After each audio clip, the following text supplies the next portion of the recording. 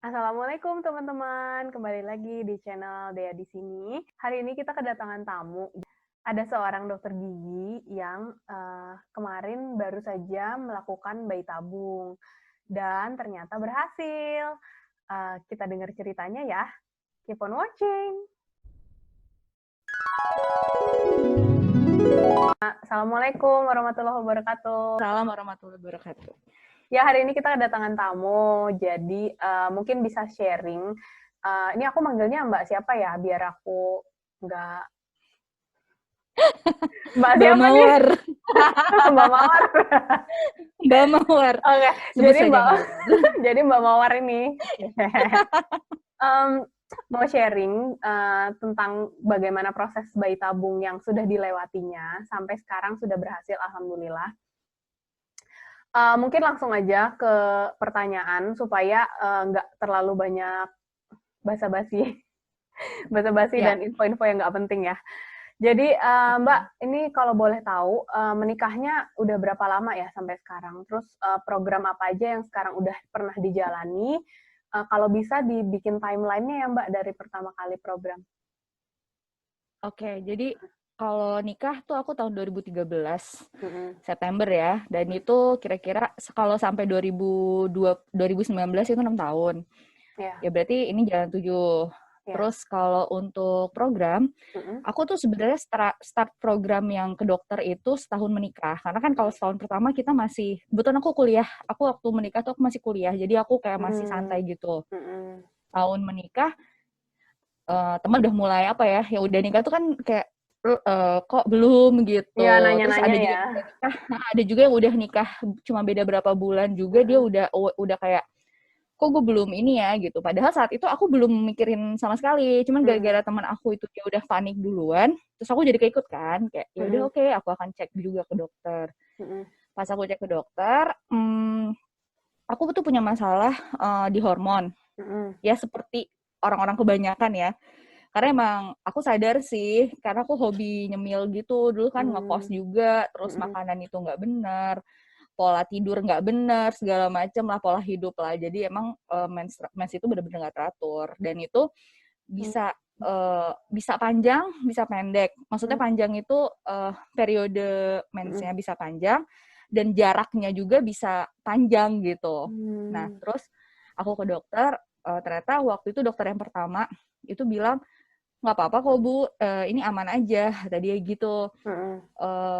Kebetulan lagi suami itu kerjanya aku nggak tinggal bareng, jadi untuk ketemu juga agak sulit. Terus kata dokter, oh ibu ini mungkin salah satu penyebabnya gitu. Ya. Oke, waktu itu aku dibiarin aja kayak ya udah coba aja dulu gitu kan. Alami gitu ya. Oke, ya aku coba alami. Nah kalau nggak salah waktu itu ya emang nggak berhasil kan satu Mm-mm. siklus.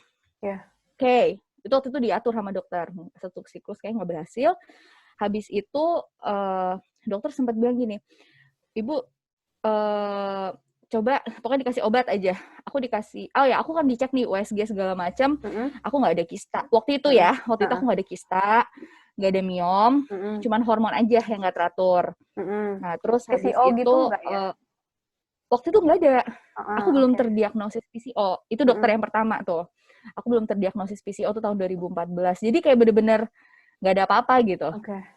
Nah, habis itu aku nih lupa nih, aku HSG duluan atau aku dikasih obat. Jadi aku tuh dikasih pil gitu Mm-mm. untuk mengatur Siklusnya. jadwal mens aku, Oke. siklus mens aku, dan untuk memperbesar telur juga. Aku juga dikasih Ovacare kayak gitulah, vitamin untuk sel telur. Suami juga waktu itu suami belum diapa-apain. Jadi kita benar-benar masih aku doang nih. Terus habis itu Ya. kasih obat itu nggak berhasil. Mm-mm. Program itu nggak berhasil. Itu yang pertama ya dengan Terus obat. Akhirnya aku cek HSG, kita masih mencoba. Jadi kita dikasih antioksidan sama dokter tambahannya. Oke, itu nggak berhasil. Masih nggak berhasil. Oke, akhirnya dokter bilang, oh kita coba ini, inseminasi.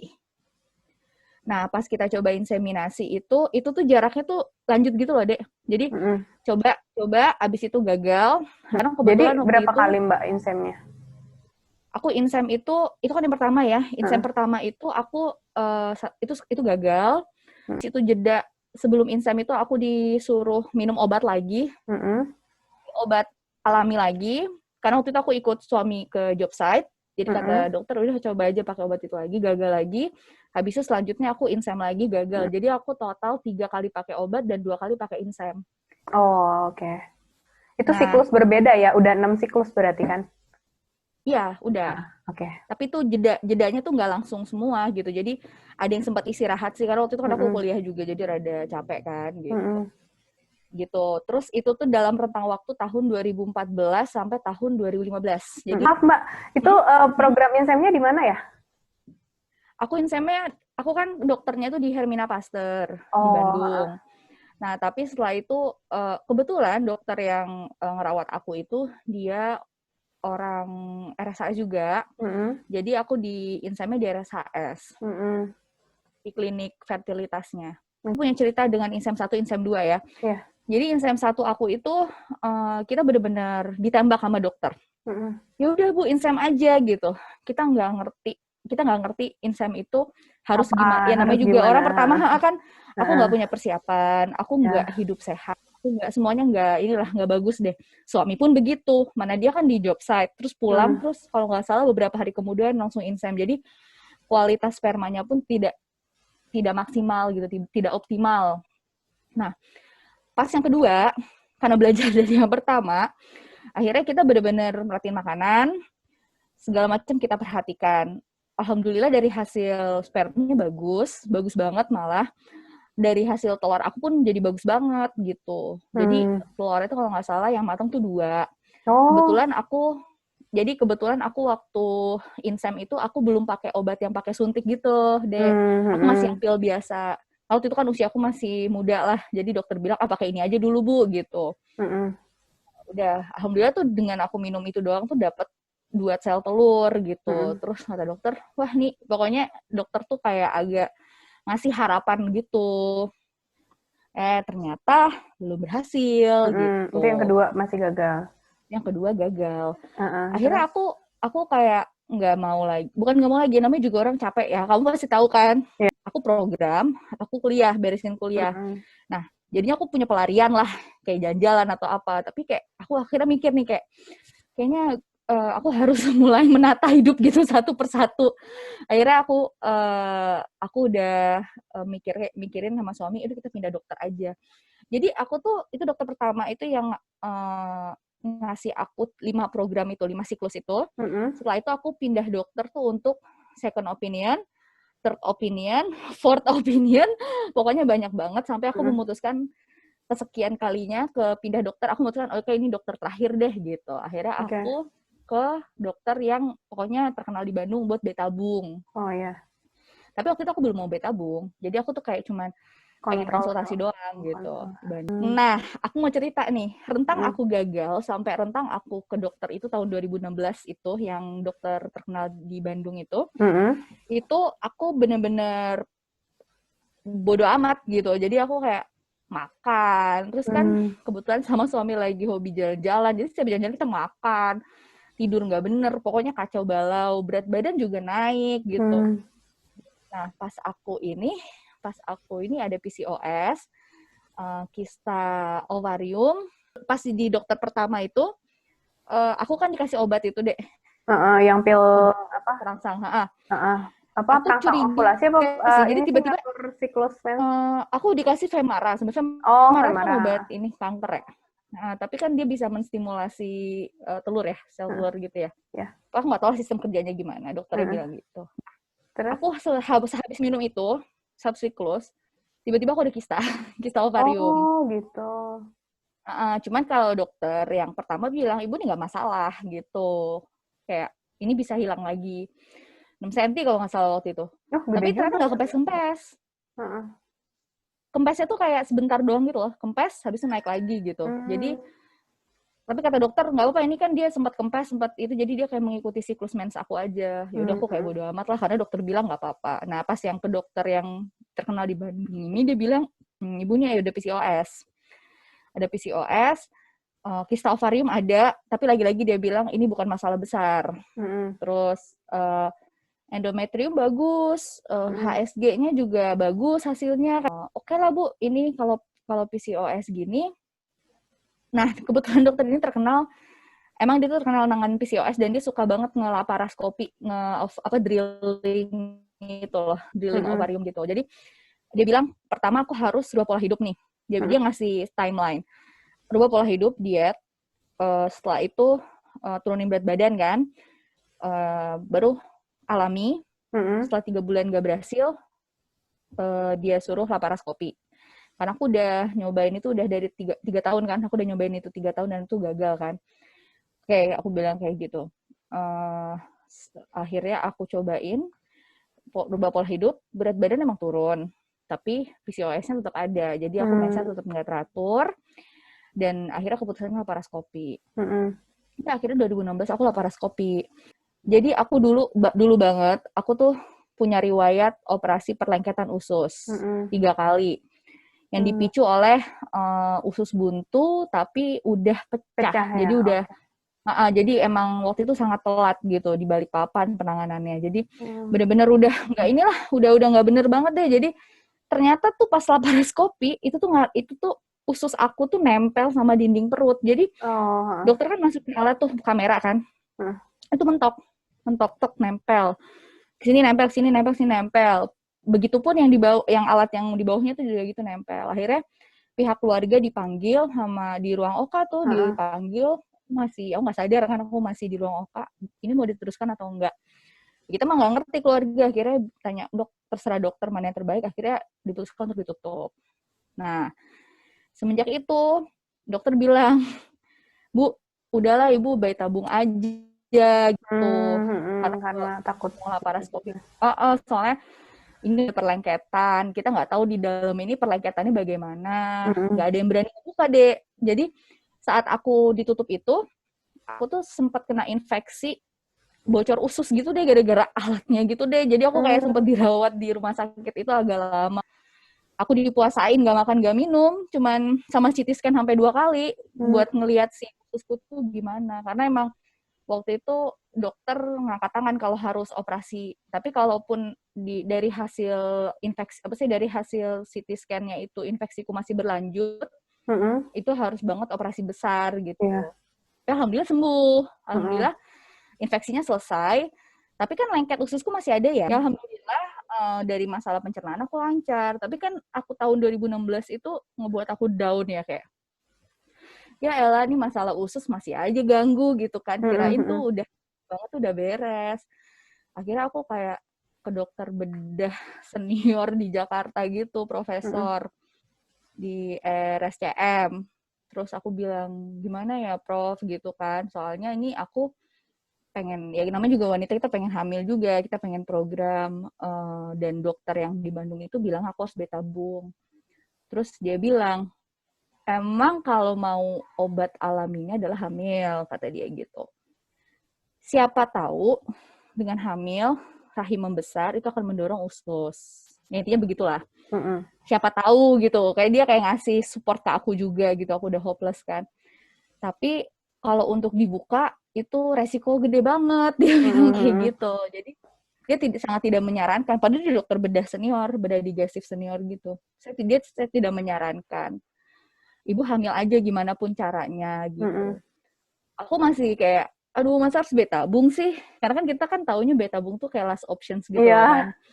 Kita kan mikirnya tuh kayak itu berat banget, terus udah gitu biayanya gede banget gitu. Pokoknya aku bener-bener gak ada kepikiran itu tabung. Cuman setelah ke dokter bedah aku sempat agak kepikiran gitu. Tapi lagi-lagi ya namanya kita manusia ada fase down-nya. Setelah itu aku kayak istirahat dulu deh gitu. Akhirnya aku istirahat, terus aku kayak sama suami kayak berunding gitu lah, sama keluarga juga. Akhirnya bismillah, aku 2017 tuh baru memutuskan, oke, kita tabung. Nah, terus tabung di mana? Itu pertanyaannya kan. Sama siapa?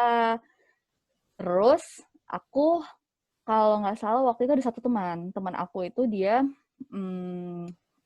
dia udah 6 tahun nikah juga. Terus dia itu ke dokter salah satu ke rumah sakit di Jakarta. Dia bilang, ke dokter itu aja, aku berhasil gitu. Oh, aku bilang, yaudah oke. Kebetulan aku sama suami juga udah mau mulai program lagi kan. Akhirnya kita ke sana. Ternyata si dokter itu dia tidak menangani bayi tabung sih memang. Dia itu kalau nggak salah, ya pokoknya program biasa gitulah. Tapi dia baik banget. Terus dia orangnya detail. Aku dicek semuanya lagi. Aku dicek darah yang lengkap itu loh, yang benar-benar kayak kita mau bayi tabung gitu. Akhirnya aku dibenerin kayak kemarin aku tuh sempat ada di torch aku tuh rubella aku tuh sempat positif gitu. Pokoknya aku dibenerin dulu semuanya, terus hormon aku dibenerin segala macam. Iya, dia ngebuka kan pakai cocor bebek gitu. Aku diraba diraba rahimnya gitu. Itu ngeri, itu ngilu banget sumpah. Tarik terus kayak ditarik itu kayak narik balik gitu, jadi nggak lunak gitu loh rahimku. Jadi rahimku tuh ternyata bentuknya tuh kayak jadi rahimku tuh bentuknya tuh kayak ke arah kiri. Ke arah kiri, terus kayak ada yang nempel kaku. Ya udah, akhirnya aku ke dokter terakhir nih yang rawat aku nih. Itu tahun 2018. Tuh aku 2018 bener 2018 aku ke dia. Baru aku kelihatan sih LH aku tuh tinggi. 3 tahun dari tahun 2014 yang tadinya aku nggak ada apa sampai tahun 2017 itu benar-benar membuat banyak perubahan. Aku ada kista endometriosis, aku ada kista ovarium, aku ada miom, plus perlengketan usus. Kista endometriosis, dokter bilang, oke, kalau kista endometriosis ini harusnya dilaparoskopi kan, tapi kan aku tidak bisa dibedah lagi nih perutnya. Jadi ya kita coba dengan pola hidup aja. Terus kista ovarium juga bisa lah diakalin gitu. Terus miom juga dibiarin aja karena masih 3 cm. Nah, akhirnya aku disuruh pola hidup sehat, terus dikasih obat segala macam. Terus alhamdulillah LH aku benar jadi bagus. Kista masih ada. Nah, jadi akhirnya dokter bilang, wah Bu, ini kalau kista gini nih gede, kalau nggak salah aku sempat 10 cm gitu loh. Jadi dari akhirnya 6 aku sedot jadi 10. Iya, Jadi aku sempat sedot cairan gitu. Aku tuh sedot cairan tuh kan pungkis ya, fungsi kista ya sebutannya. Nah, dia itu aku sempat 2 kali deh fungsi kista itu. Jadi fungsi kista tuh diambil cairannya, ternyata ada lagi, diambil cairannya ternyata ada lagi.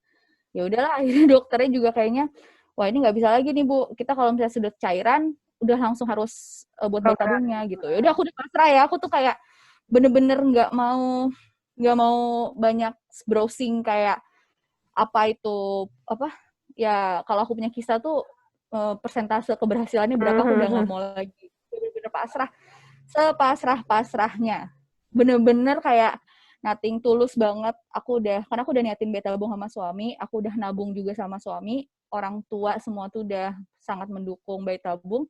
Aku jadi kayak udah nggak mau tahu kayak negatif-negatifnya gitu. Yang penting positif aja, terus positif gitu.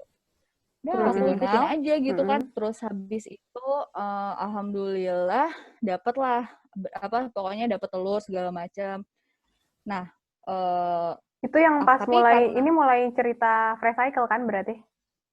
Iya. Nah, pokoknya intinya setelah itu ternyata kista aku ada lagi.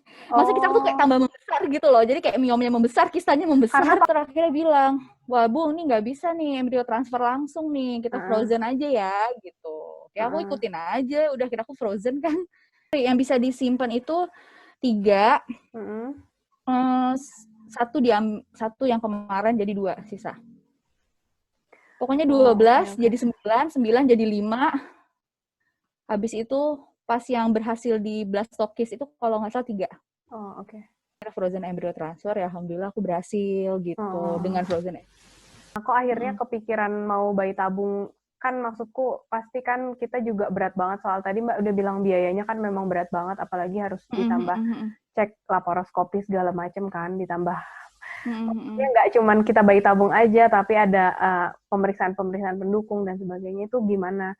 Kalau secara medis dulu ya. Kalau secara medis itu karena aku udah konsultasi ke dokter, pokoknya dokter bedah, pertama dokter kandungan tuh udah nyaranin itu. Terus dokter kandungan tuh 2 orang yang nyaranin aku bayi tabung. Terus dokter bedah juga nyaranin aku bayi tabung. Pertimbangannya mereka karena aku punya perlengketan usus. Terus ibaratnya kalau misalnya ibu pengen hamil, kita udah nggak bisa ngapa-ngapain lagi. Kita pengen punya anak sama suami. Terus kalau emang aku pengen punya anak, ya pilihannya secara medis itu adalah bayi tabung gitu, last option. Itu menurut medis. Terus kalau buat aku sama suami juga gitu. Kita kan udah usaha nih, Dek. Kan kita udah usaha alami udah. Terus habis itu kita inseminasi. Buatan udah, buatan dengan obat udah, buatan dibantu udah inseminasi. Apalagi yang bisa kita lakukan gitu. Kan kalau dalam, ya namanya kita juga beragama ya. Kan itu memang kita minta sih sama Allah gitu.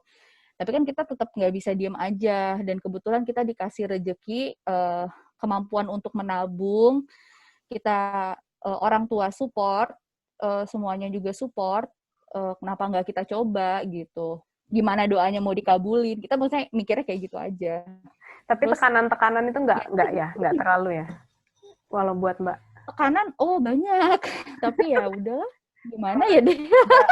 Semua orang pasti ngalamin kalau belum punya itu pasti. Ya aku ngerti banget sih. Aku nangis kejer tuh sering banget. Nah, pokoknya poin di mana aku pasrahnya itu saat aku mulai memutuskan bayi tabung.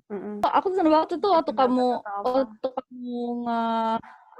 nge-post yang masalah kamu kan.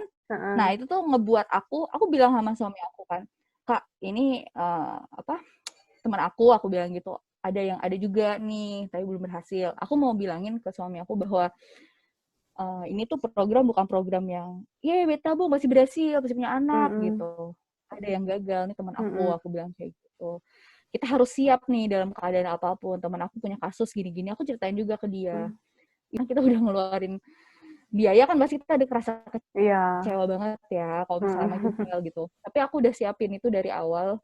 Karena pengalamanmu juga deh gitu, pasti ada buat pelajaran yang lain juga, atau biar menguatkan yang lain juga kan. Aku benar-benar makasih banget karena aku jadi pasrah gitu. Jadi aku dari awal tuh udah menata hati, kalau emang udah enggak ini ya udahlah. Dan suamiku juga untungnya orangnya juga enggak ngoyo gitu. Jadi dia support kalau emang gagal ya udah nggak apa-apa. Ya emang Allah belum ngizinin gitu, belum rezekinya kan. Jadi waktu aku ngejalanin program pun aku nggak nggak stres gitu loh jadinya.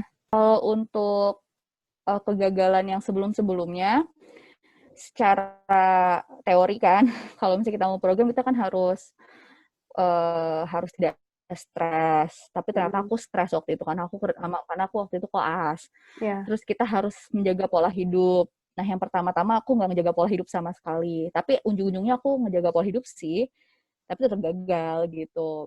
Ya itu mungkin dari segi dari segi teori ya. Jadi mungkin ya walaupun sebenarnya kegagalan dan keberhasilan itu semuanya izin Allah. Dan yang waktu terakhir itu, yang inseminasi terakhir tuh sebenarnya aku bagus loh kondisinya semuanya. Jadi aku udah sangat optimis dengan keberhasilan inseminasi waktu itu. Dan waktu itu aku umurnya juga masih 26 gitu kalau nggak salah. Jadi kayak ibaratnya dokter tuh masih bilang masih muda gitu. Tapi emang ternyata Allah belum izinin gitu. Udah. Kalau yang untuk bayi tabung, ini agak panjang sih, Dek. Aku ngelakuin hampir semua yang literatur suruh gitu. Jadi kan kalau dari segi makanan kan kita udah tahu lah ya masing-masing. Misalkan gimana sih cara pola makan yang bagus, terus apa yang dikurangin, karena aku memang ada kecenderungan ke PCOS waktu itu. Aku menganggap diri aku PCOS, walaupun dokter tidak mendiagnosa aku PCOS. Jadi aku diet karbo, diet sehat. Jadi aku kurangin gula, kopi, terus habis itu lemak aku makan loh. Aku makan alpukat tiap hari. Aku makan alpukat tiap hari. Aku protein aku tetap makan, telur aku makan, kuningnya aku makan, terus daging-dagingan semua aku makan. Aku nggak makan ayam broiler. Terus apa lagi ya? Kalau dari makanan, kemasan enggak. Terus aku ngikutin kalau dari agama Islam ya, aku ngikutin juga kayak misalnya kurma, terus minyak zaitun aku minum. Madu juga. Ya semuanya nggak sih, kayak apapun aku lakuin gitu. Terus dari segi makanan. Oh ya, buah tuh jangan sampai lupa. Sehari tuh aku makan buah bisa 2 buah gitu. 2 porsi buah sehari. Kalau dari segi olahraga, kebetulan aku searching kan, olahraga apa nih yang bagus untuk mensupport program. Intinya kan kita mau memperlancar peredaran darah ke daerah rahim. Jadi aku melakukan olahraga-olahraga yang buat si peredaran darah situ lancar. Jadi aku kebetulan ikut pilates. Sebenarnya yoga pun bisa sih.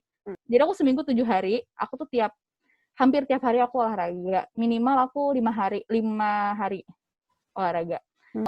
Dari segi istirahat, aku banyak tidur malam, maksudnya tidur malam yang berkualitas. Aku istirahatnya bagus. Terus air putih pun juga cukup banyak. Aku ikutin akupuntur fertilitas gitu di klinik yang sama. Jadi aku ngikutin akupuntur fertilitas itu aku 3 bulan mau bayi tabung tapi ngikutinnya. Jadi nggak dari awal. Jadi itu persiapan menjelang proses suntik-suntik untuk sel telur itu. Aku akupuntur. Habis itu kan aku di Bandung, aku lanjut di Bandung dengan dokter yang disarankan oleh dokter yang di Jakarta. Oh ya, vitamin. Vitamin aku pakai Blackmores. Nggak apa-apa sebut merek ya. Karena aku nggak apa-apa kan, ini belum di-endorse. Iya, aku pakai Blackmores. Aku pakai Blackmores Concivell. Terus aku minum vitamin D3. Terus omega 3, vitamin C. Udah itu aja. Terus aku berjemur tiap hari. Oke, kalau yang muka medis tuh, itu aku kalau berdoa tuh itu kayak aku udah ya sebenarnya kita selalu ngelakuin itu ya. Nggak kan, maksudnya lebih kita intens hidup ya. Tapi kalau misalnya emang pas ini emang aku lebih minta terus pas berdoa tuh kita bener-bener pasrah gitu sih. Jadi kita minta, kita berharap, tapi aku bilang sama Allah, ya Allah, nah pokoknya aku bener-bener doa-doa yang kan ada tuh di Al-Quran yang Robbi habli minas sholihin, Robbi habli min ladunka dzurriyyatan thayyibatan innaka sami'ud du'a. Pokoknya itu kayak aku iniin terus habis itu aku berdoa minta, tapi aku ujung-ujungnya aku bilang ya kalau memang ini bukan yang terbaik buat aku, biarkan aku dan suami aku tuh nerima ini dengan pasrah gitu, dengan sabar kayak gitu. Dan itu aku nggak ada amalan khusus ya, maksudnya amalan-amalan yang kayak ngapain-ngapain gitu nggak ada. Jadi cuman murni sholat, berdoa. Kalau misalnya sempat tahajud ya tahajud, kalau sempat sholat yang lain, ibadah-ibadah sunnah yang lain lakukan gitu. Aku nggak pakai sholat hajat nggak. Apa yang dilakukan pada saat 2 weeks wait? Oh, 2 weeks wait ya. Jadi aku 2 weeks wait itu aku nggak aku melanjutkan pola hidup sehat aku. Aku nonton drama Korea. Tapi bukannya itu malah bikin ini ya Mbak, apa sih emosinya naik turun ya? Enggak, jadi aku nyari yang lucu deh. Oh iya benar-benar. Aku nyari film-film yang lucu. Kan katanya kan suruh seneng tuh. Ini di samping beribadah ya. Ini maksudnya aku nggak pengen orang tuh jadi nonton Korea mulu, nggak, maksudnya aku tetap cari hiburan beribadah. Tapi aku tetap cari, kan kata disuruh seneng tuh. Ya udah, jadi aku udah bilang sama suami kalau misalnya aku udah bilang nih sama suami, 2 weeks wait ini sesuatu yang penting. Jadi kalau ada urusan atau pembayaran sesuatu, aku udah serahin ke dia dan udah diurusin sebelum itu gitu. Jadi pertamanya kan aku catering, terus ternyata aku bosan. Bosannya itu bukan karena makanannya, tapi karena aku nggak suka aja nggak ngapa-ngapain. Jadi akhirnya aku masak deh. Karena aku seneng dengan masak. Kata orang kan nggak boleh capek. Ya udah, tapi aku bodo amat karena aku senengnya masak, jadi aku masak. Aku buat sop apa sih, sop daging itu loh tiap hari, sop iga. Tapi aku nggak jalan-jalan sih, Dek. Maksudnya aku nggak yang main-main gitu, nggak. Jadi aku Di rumah aja ya base maksudnya. sekitar-sekitaran itu aja ya. Berarti bener-bener nggak ada bed rest sama sekali yang kayak di kasur terus berapa hari itu nggak ya? Tetap Sorry, bolak-balik bed aja. rest aku ada. Bed rest, tapi aku bukan bed rest ini, bukan bed rest yang tidur terus. Jadi aku bed rest yang tetap ke toilet, terus sholat juga aku nggak sholat tidur, sholat duduk kalau nggak salah aku deh. Aku sholat duduk. Itu Mandi aku pun paling tetap ke cuma kamar mandi kan maksudnya. Tetap mandi gitu iya kan, iya tetap ini. iya benar. 3 hari deh itu kalau nggak salah aku. Minta tips and trick Mbak buat gimana caranya bisa bayi tabung di usia muda. Kan kita belum 35 tahun ya. Maksudnya biar orang-orang akhirnya kepikiran juga nih. Terus gimana caranya menyisihkan. Terus kalau bisa biar inilah kasih ide-ide cemerlang buat yang lain yang nonton. Kalau pokoknya intinya gini nih. Kita mikir aja. Kita tuh sebenarnya dikasih kelebihan nih, kita masih muda. Ya kalau menurut penelitian sih tingkat keberhasilan kan lebih besar. Kalau misalkan kita nunda-nunda, kita tuh kayak mengurangi chance-nya kita berhasil sebenarnya kan. Kalau dari segi peluang bayi tabung gitu. Terus itu kalau misalnya kita punya uang ya, itu kalau misalnya kita punya, emang kita kemungkinan kita bisa menabung gitu. Tapi kalau misalnya kita sama sekali nggak bisa menabung ya nggak apa-apa gitu, nggak dipaksakan. Tapi kalau misalnya kita kebetulan bisa nih pas kita hitung-hitung bisa nih setahun lagi kira-kira gitu. Aku juga gitu waktu itu ngitung sama suami. Kita nggak bisa tahun ini, tapi tahun depan mungkin bisa kita coba-coba, kita atur-atur sendiri kayak gitu. Pokoknya intinya jangan mikir bayi tabung itu sesuatu yang buruk banget gitu loh kayaknya. Apalagi kan zaman sekarang orang-orang udah pada harusnya udah melek edukasi teknologi ya. Udah melek ya, udah tahu kayak gitu. Jadi jangan sampai kita mikirnya tuh masih kayak orang dulu ngelihat bayi tabung tuh sesuatu yang ini. Pokoknya tetap semangat aja. Apalagi kalau dokter udah bilang pertimbangkan bayi tabung. Nah itu kita benar-benar pertimbangkan gitu. Itu bicarakan banget sama suami. Terus jangan ini kali ya, jangan takut kalau misalkan istri, kan aku juga nih istri kan nggak bekerja dan suami hanya dari suami aja, itu juga jangan takut. Kadang-kadang kan pikirannya, wah ini istrinya kan nggak bisa menghasilkan gitu loh, jadi belum ada kesempatan untuk bayi tabung gitu loh. Itu jangan jadi alasan ya. Iya benar. Itu aku setuju banget soalnya rezeki tuh udah ada yang ngatur. Allah tuh udah ngatur rezeki. Kalau misalnya kita berdoa secara pokoknya kita benar-benar minta sama Allah kan, ya Allah, aku tuh pengen bayi tabung nih gitu, tolong tunjukkan. Insya Allah pasti ada jalannya. Mungkin dengan tidak bayi tabung bisa jadi. Tapi kalaupun emang jalannya bayi tabung, insya Allah akan tunjukkan jalannya, dapat rezeki itu. Aku juga kebetulan praktek kan, tapi aku prakteknya tuh bukan praktek besar, aku praktek seminggu cuma 3 kali, praktek senang-senang yang uangnya tuh habis, uang gajian itu habis gitu loh, bukan buat kehidupan, karena memang uang praktek aku itu aku peruntukkan tuh bukan buat ini kan, jadi kayak buat makan-makan atau apa yang kayak gitu-gitu doang. Jadi emang dari suami juga. Nah, terus sama suami juga kita harus ini penting banget sih.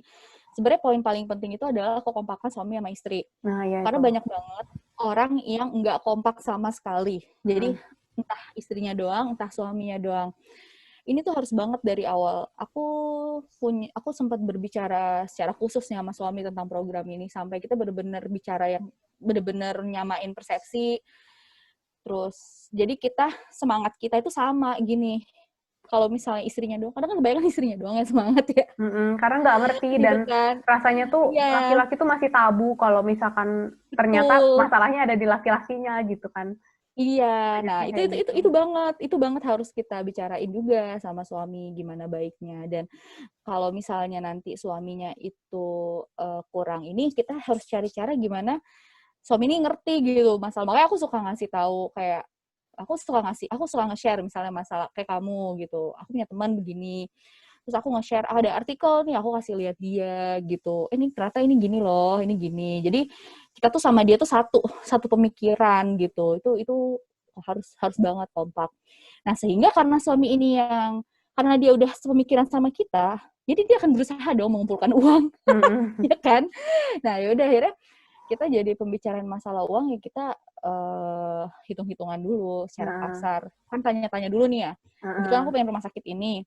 Biayanya berapa? Ya, pokoknya cari tempatnya dulu, terus kita bisa tanya-tanya dulu fasilitas dan Jadi, harganya ya.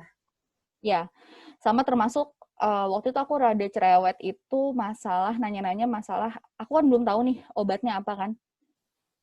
Maksudnya ininya pakai obat, kan ada beberapa jenis obat gitu paketnya. Nah, waktu itu aku sempat kayak, aku nggak ngerti dulu deh. Maksudnya aku udah baca aku udah lihat ceritamu, tapi aku tuh masih kayak kurang paham gitu loh. Maksudnya gimana sih? Terus nanti kalau tiba-tiba kita di tengah jalan nggak berhasil dengan obat ini, kita dinaikin, berarti kita nambah lagi dong gitu kan. Iya, memang nambah duit lagi itu dia. Iya kan? Nah, aku tuh waktu itu masih kayak mikirnya kayak, ya udah segitu mah segitu. Nah itu, jadi akhirnya aku kayak sama suami, yaudah kalau paketan kan kita segini nih. Aku nanya dokter, dok, kira-kira kita paketnya yang mana? Ya, mungkin ibu ini pakai paket yang ini. Pas alhamdulillah deh aku waktu itu lagi ada promo. Dan dokter udah bilang, ibu pakai ini aja nih promo, katanya gitu. Oh iya, oke, aku bilang sama suami, ini promo nih lumayan gitu kan. Jadi promo juga cari-cari promoan penting ya? Iya, itu penting banget. Tanya aja ke setiap rumah sakit, biasanya ngasih promo gitu. Nah, dari promo itu kita jangan nyiapin segitunya. Misalnya kita promonya tuh misalnya 10 juta misalkan gitu kan, terus kita nyiapinnya 10 juta doang, nggak gitu. Jadi kita nyiapinnya agak lebih gitu. Nah, karena memang banyak sih nanti akan ada pengeluaran di luar paket, itu banyak banget. Ada kan nggak termasuk yang dokter segala macam kan, dokter yang tambahan kayak gitu. Cuman 5 kali ya kalau nggak salah kalau kayak gitu. 5 kali ya? 5 iya, kali. Betul. Lebih dari itu kita kan bayar sendiri. Nah, ya, terus siapin juga berapa banget. Persen di atas budget yang udah ditentukan. Betul. Berapa persen di atas budget yang udah ditentukan. Itu tiap orang beda-beda sih nyiapinnya berapa. Aku juga lupa waktu itu aku nyiapin berapa persennya, tapi setidaknya aku lebih dari itu aku siapin. Terus mungkin lebih ke ini ya, prioritas dana kali ya. Kan betul. Apalagi kalau misalkan buat bayi tabung kan kita butuh waktu yang banyak, tenaga, dananya juga nggak cuman untuk bayi tabung kan, buat hidup yang selama bayi tabung itu juga kan harus transportasi. Kayak Mbak misalkan sempat di Jakarta gitu kan, jadi harus dihitung-hitung. Iya,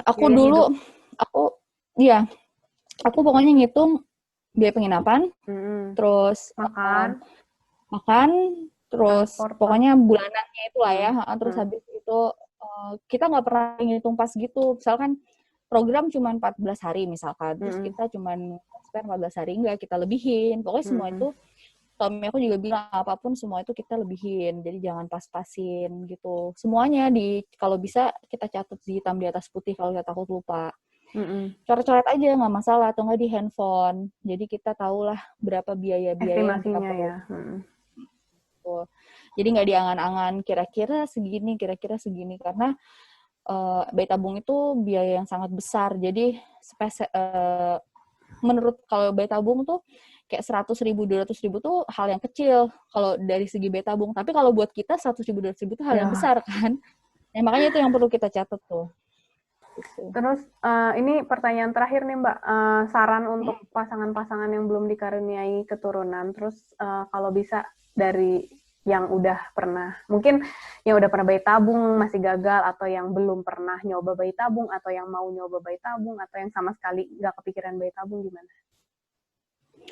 Kalau untuk orang yang nggak kepikiran bayi tabung dulu ya, yang paling biasa. Kalau nggak kepikiran bayi tabung, atau dia nggak mau bayi tabung, tapi dia sebenarnya udah disarankan bayi tabung, menurut aku ini tidak memaksa sih, tapi kalau misalkan kalian punya rezeki, kalian dirasa cukup nih untuk menabung ke bayi tabung, itu sangat layak untuk dipertimbangkan. Jadi kalau bisa bicarain lagi sama suami, tulis plus minusnya. Kalau misalkan ternyata banyak plusnya, nggak apa-apa, lanjutkan aja bayi tabung gitu. Itu bukan sesuatu yang berat.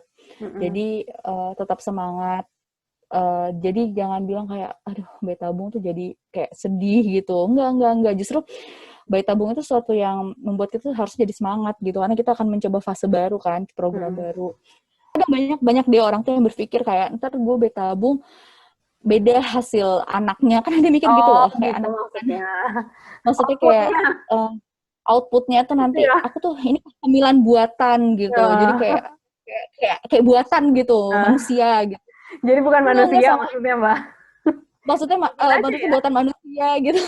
Teknologi kayak gitu. Sebenarnya kan itu tuh hanya alat bantu doang kan. Tetap Bantu. aja dari Tapi Allah ya. Jadi mungkin masih aja ya. iya, semua dari Allah. Pertama stimulasi telur. Telur emang kita pakai obat kimia. Tapi habis itu si telur disatuin sama sperma. Itu kan ya Allah yang membuat dia bersatu. Terus Allah yang akan membuat dia berkembang, seberapa banyak dia berkembang, jadinya kualitasnya seperti apa. Itu bukan lagi manusia kan gitu. Kita kan Emang cuma ada tuh obat mantau yang ya. iya, kita cuma mantau. Dokter juga bilang kayak gitu kan. Embriologis juga pasti bilang seperti itu. Terus pas dimasukin ke dalam rahim, itu juga yang kontrol Allah. Kalau misalnya udah sebagus apapun rahim, udah sebagus apapun itu siapa namanya si kualitasnya itu, kalau nggak nempel ya udah sama aja. Terus belum lagi dia bertahan di situ. Kayak kamu waktu itu cerita itu kan, Dek. Pokoknya jangan terlalu inilah, kita tetap harus pokoknya jangan macem-macem kayak gitu, karena memang ya Allah yang nentuin gitu. Kita nggak tahu nanti itu gimana gitu. Aku juga waktu awal-awal kehamilan tuh ya hati-hati banget sih jadinya, takut gitu kan, karena memang semuanya sih Allah sih yang giniin. Jadi intinya adalah jangan mikir kalau bayi tabung itu berbeda dari kehamilan biasa. Sama aja kok, benar-benar sama aja, cuman yang beda itu proses awalnya doang. Dan mungkin di trimester awal tuh kontrolnya jadi lebih sering aja dibandingkan kehamilan alami gitu kan. Iya, betul. Ya, aku berkasus loh waktu bayi tabung, waktu aku berhasil. Aku tuh flek kayak menstruasi banyak banget gitu waktu H-1 bagi rapor.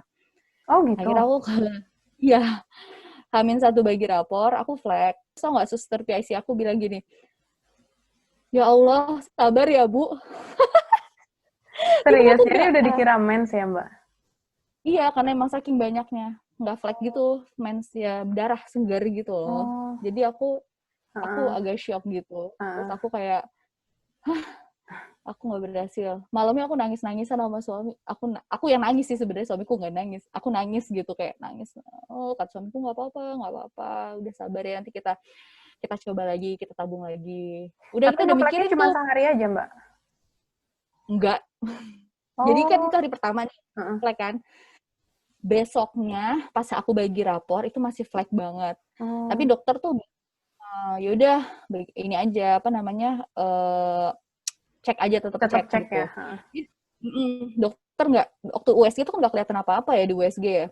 Jadi dokter kayak ya udah Bu, tetap cek aja cek beta HCG gitu kan. Aku udah planning sama suami setelah pulang dari ambil darah, aku ke GI kan. Aku mau main games. Aku mau main apa tuh? Aku tuh kayak time zone gitu-gitu loh. Aku udah planning sama suami. Hopeless-nya ya waktu itu. Udah hopeless, aku udah merasa itu aku match dan itu aku gagal. Aku udah planning suami apa yang akan aku lakukan di kan itu bulan September kan aku bayi tabung. Bulan Desember tuh aku mau ngapain tuh, aku sama suami udah punya planning. Aku mau ngapain, kita nanti uang ini mau diapain, ini maksudnya kita istirahat dulu sebentar lah, kita ini. Oke, aku udah move on ceritanya. Taunya aku dapat SMS pas sholat zuhur tuh di GI. Itu sebelum aku makan dan sebelum aku bermain. Itu SMS-nya, selamat Bu. Bukan, dikirimin hasil itu 400 kalau nggak salah. 400. Selamat Bu, berhasil hamil gitu kan. Aku langsung gemeter banget. Aku lagi habis sholatnya, assalamualaikum, terus doa gitu aku baca. Aku tuh kayak gemeter gitu. Nggak tahu tiba-tiba aku gemeter gitu. Soalnya nggak percaya.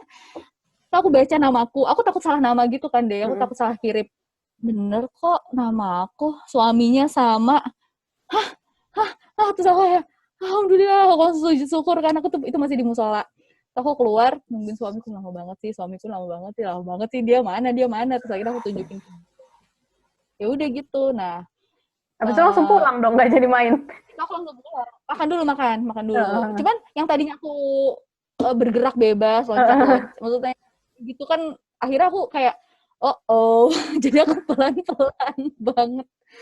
Kira aku makan dan pulang. Nah, sampai rumah ternyata aku masih flag. Oh. Nah, ternyata flag itu tuh berlanjut sampai sebulan. Aku jadi perpanjang di Jakarta jadinya. Aku sebulan bed rest, karena aku nggak boleh pulang dulu kan. Aku masih di Jakarta, kemana-mana pakai kursi roda. Terus di rumah itu aku benar-benar cuma dari tempat tidur, kamar mandi, terus aku dimandiin. Mandinya tuh duduk, terus kalau yang kayak keramas yang satu-satu dimandiin. Pokoknya kayak dirawat banget gitu, jangan sampai kenapa-kenapa. Akhirnya aku pas aku boleh pulang ke Bandung itu USG pas udah ada detak jantung.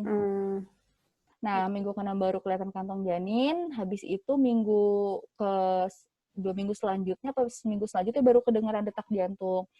Nah, saat itu baru aku boleh pulang. Ternyata plasenta aku tuh awalnya di bawah. Oh. Di bawah, di dekat mulut rahim memang gitu. Jadi kemungkinan dari situ sih. Sampai aku melahirkan, karena emang nggak bisa naik-naik lagi. Sampai aku 8 bulan itu masih di bawah. Tapi akhirnya lahirannya SC ya, Mbak? Di operasi? SC. Iya, karena emang selain plasenta itu, aku kan pokoknya ya kasus macam-macam itu loh. Jadi ya udahlah. Jadi takut Terus beresiko ya katanya. iya, nah tapi sebenarnya SC itu aku rada deg-degan sih kemarin karena aku ada perlengketan usus kan. Iya. Jadi kemarin join sama dokter bedah digestif. Oh. Jadi dia yang buka. Wah. Jadi kemarin tuh di mana sih akhirnya, di Jakarta apa di Bandung SC-nya? di Jakarta. Jadi ya pokoknya dia aku sampai kemarin lahiran tuh rada repot sih, tapi alhamdulillah lahiran berjalan lancar. Dan aku waktu lahiran akhirnya kista ovariumku tuh nggak ada ya? Kista endometriosisnya masih ada nggak? Nah, jadi karena dokter bedah bilang gini, ini tuh resiko, dia bilang. Prioritas saya tuh ngeluarin anak ya, Bu, bukan mengatasi penyakit yang lain. Jadi saya hanya disuruh gimana caranya segini aja buka-buka buat kepala bayi keluar. Gimana pun caranya. Jadi saya tidak akan membetulkan usus ibu kalau misalnya ususnya tidak mengganggu gitu. Nah, ternyata pada saat kenyataan ada sih usus yang nempel di atasnya rahim aku itu nempel-nempel, itu doang yang dia jelasin. Kelihatan tuh kista ovarium. Akhirnya diambil 10 cm. Diambil kista ovarium 10 cm. Tapi karena yang lainnya pada nempel-nempel gitu, dia nggak berani ngoprek-ngoprek lagi. Jadi endometriosisnya nggak dicari, yang lainnya nggak dicari. Yang penting bayinya udah keluar tuh. Nah, bayi keluar, aku kan sadar ya. Waktu itu kan aku kan cuma di spinal doang kan. Itu aku waktu sampai bayi keluar, aku sadar, terus diliatin bayinya, Bu, ini bayinya, gitu. Iya, gitu. Terus habis itu aku disuntik dibius lagi buat aku ngelanjutin yang ngambil kista, ngebenerin perlengketan yang kayak gitu-gitu. Gitu sih. Alhamdulillah kemarin lancar sih, Bu. Jadi emang udah dijelasin sama dokter itunya, Bu, tenang aja, Bu, ovariumnya masih aman kok, masih kita cuma ngambil kista aja. Insya Allah ada rencana ini lagi nggak, hamil lagi di tahun-tahun selanjutnya?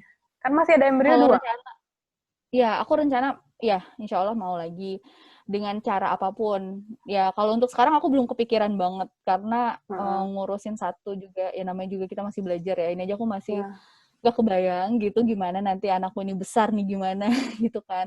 Tapi yang jelas kalau rencana ada, rencana bayi tabung ada. Makasih ya Mbak. Nanti kalau ada sama-sama. keadaan apa lagi mungkin kita akan ajak ngobrol lagi. Oke. Ya, Assalamualaikum. Insya Allah. Waalaikumsalam. Ya.